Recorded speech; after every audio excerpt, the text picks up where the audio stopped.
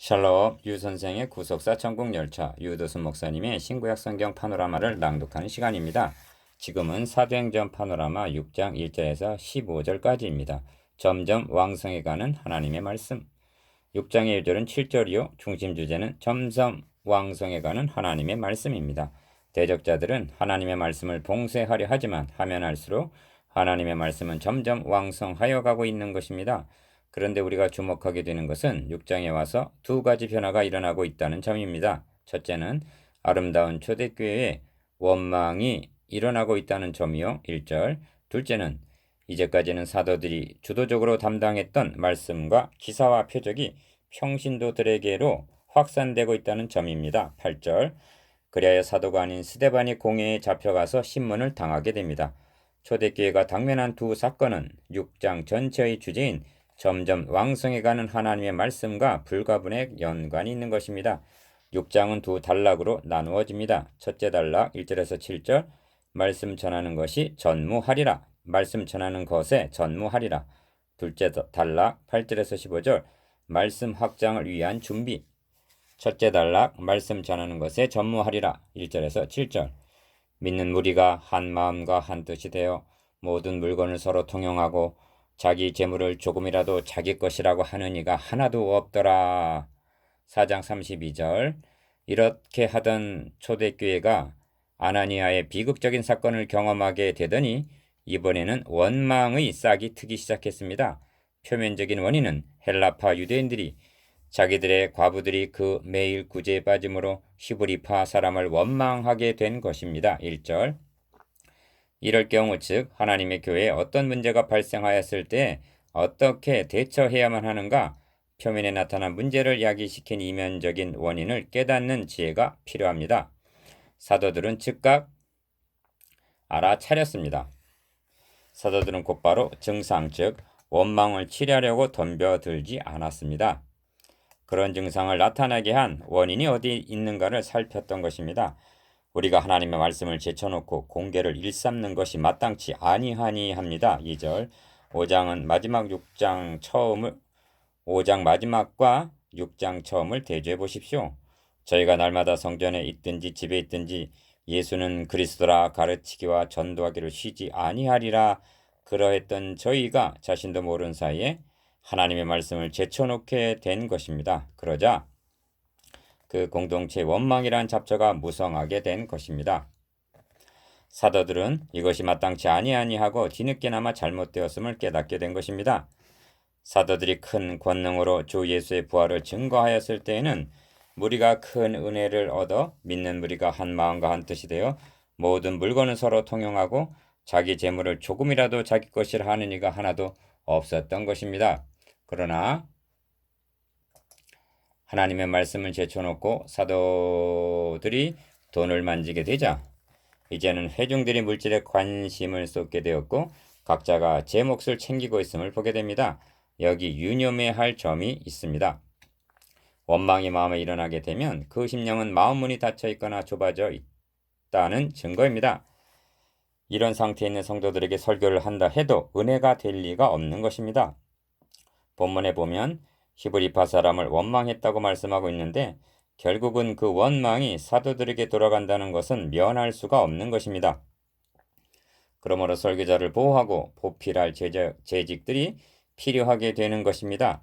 교회 내에서 원망을 이야기할 소지가 있는 재반 문제는 재직들이 맡아 처리해 주므로 설교자가 이런 문제에서 자유로울 수가 있게 해야 되고 설교자는 기도하는 것과 말씀 전하는 것에 전무할 수 있게 해 주어야만 합니다. 복음에 아무 장애가 없게 고린도전서 9장 12절 설교자를 보필해야 할 책임이 재직들에게는 있는 것입니다.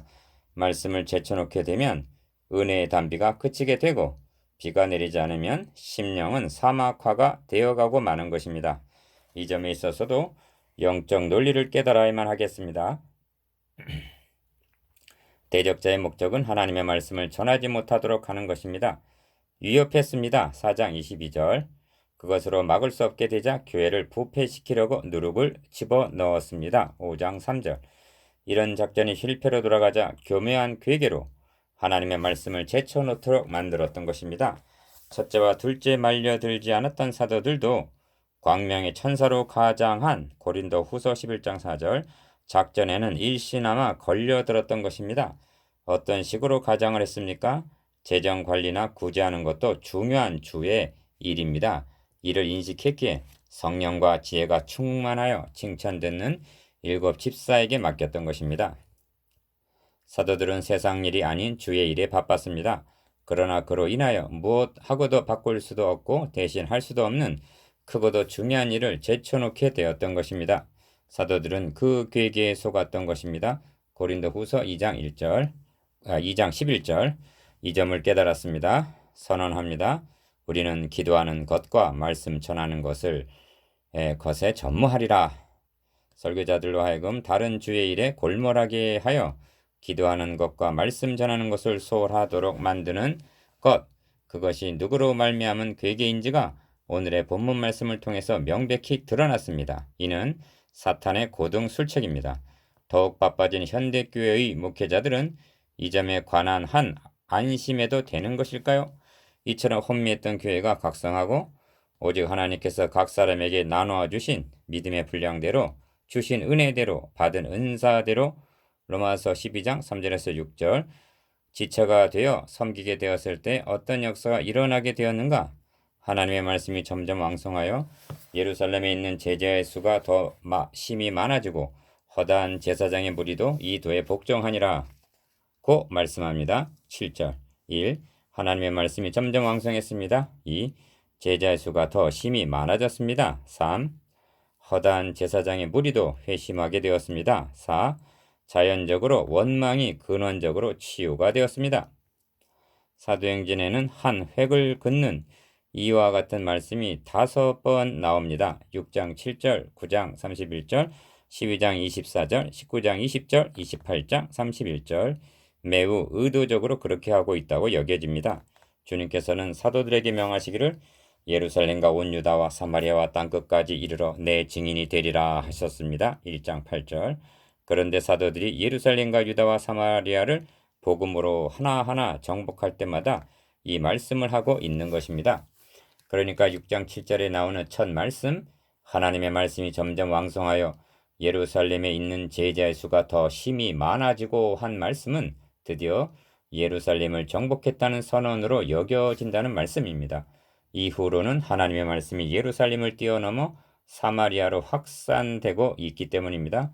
그러므로 두 번째 나오는 9장 31절은 그리하여 온 유대와 갈릴리아와 사마리아 교회가 평안하여 든든히 서가고 하고 하나님의 말씀이 유다와 갈릴리와 사마리아를 정복했음을 선언하고 있는 것입니다. 만에 하나라도 사도들이 하나님의 말씀을 제쳐놓고 계속 공개를 일삼았다면 어찌 되었겠습니까? 말씀이 이처럼 흥황할 수 있었던 것은 기도하는 것과 말씀 전하는 본연의 사명을 되찾았기 때문입니다. 하나님의 말씀이 점점 왕성하여 드디어 예루살렘을 정복한 것입니다. 둘째 단락 말씀 확장을 위한 준비 8절에서 15절 둘째 단락은 스데반이 은혜와 권능이 충만하여 큰 기사와 표적을 민간에 행하니 8절 이렇게 시작하고 있습니다. 이 점에서 우리를 의아하게 만드는 것은 스데반이 이 일 3절 하반절 즉 공개하는 일에 어떻게 쓰임을 받았는가를 말씀하고 있는 것이 아니라 예상외로 큰 기사와 표적을 행하는 자로 나타나고 있다는 점입니다. 성령께서 어떠한 의도로 스데반을 이와 같은 사역을 하도록 역사하고 계시는가? 이것이 둘째 단락의 중심점입니다. 기사와 이적을 행함은 그 자체의 목적이 있는 것이 아닙니다. 표적이란 증거되는 말씀을 입증하기 위하여 주어지는 것입니다. 그렇다면 스데반이 말씀을 증거하면서 기사와 표적을 행하였다고 볼 수가 있습니다. 실제로 스데반이 지혜와 성령으로 말함을 저희가 능히 당치 못하였다고 말씀하고 있습니다. 이제까지는 이 사역을 사도들이 담당해 왔으며 이로 인하여 사도들의 일이 박해의 대상이 되었던 것입니다. 그런데 6장에서 7장까지에서는 스데반이 8장에서는 빌립이 이 사역을 수행하고 있음을 봅니다. 이것은 무엇을 말해주고 있느냐 하면 내 증인이 되리라 하신 주님의 지상명령이 12 사도들에게 국한된 것으로 여겼던 것이 모든 제자들에게로 확산되고 있음을 뜻합니다. 현대적인 용어로 표현한다면 전 성도의 증인화라고 말할 수가 있겠습니다. 스데반을 시작으로 그 흩어진 사람들이 두루 다니며 복음의 말씀을 전할세 빌립이 사마리아 성에 내려가 그리스도를 백성에게 전파하니 하고 8장 4절에서 5절 사도들에게서 평신도들에게로 예루살렘에서 각처로 복음이 확장되어 나가는 것을 보게 됩니다. 이러한 새로운 비전을 6장에서 시작하고 계시는 분은 성령님이십니다. 그뿐만이 아닙니다. 성령께서는 스데반을 대적자들에게 내어주고 있음을 주목해야만 합니다. 스데반은 복음을 증거하다가 돌에 맞아 죽음으로 첫 번 순교자가 됩니다. 이런 일을 우연한 일로 여겨서는 아니 됩니다. 우리에게는 그 모든 사상에 하나님이 없다는 시편 10편 4절 사고가 뿌리 깊게 박혀 있습니다. 그것은 팔자소관이나 운명의 탓으로 돌리던 불신앙의 잔재입니다. 스데반은 하나님의 뜻과 섭리 가운데 순교의 제물이 된 것입니다. 스데반의 순교를 계기로 예루살렘에서 흥왕하던 말씀의 불꽃이 사방으로 흩어지게 되는 것입니다. 성령께서는 지금 그 일을 시작하고 있는 것입니다. 우리는 더 나아가야만 합니다. 스데반이 순교의 제물로 드려졌을 때 증인들이 옷을 벗어 사울이라 하는 청년의 발 앞에 두니라고 7장 58절 성경은 말씀하고 있기 때문입니다. 성령께서는 벌써 이방인의 사도로 바울을 준비하고 계시는 것입니다. 아름다운 모습을 보여주던 초대교회에 원망이라는 가라지가 뿌려지게 된 바람직하지 못한 이 사건을 통하여서 악을 선으로 바꾸시는 주 하나님께서는 온 성도의 증인화, 온 세계의 복음화의 원대한 사역을 시작하고 계셨던 것입니다. 스데반 집사는 두 가지 제목으로 체포되었습니다. 성경과 율법을 거스려 말했다는 것입니다. 이로 보건대 스데반이 어떤 내용의 설교를 했으리라는 것을 짐작하게 됩니다. 첫째는 율법을 온전케 하러 오신 예수 그리스도를 마태복음 5장 17절 전했을 것이요. 둘째는 이 성전을 헐라 내가 사흘 동안에 일으키리라 하신 요한복음 2장 19절 그리스도의 부활을 전했을 것입니다.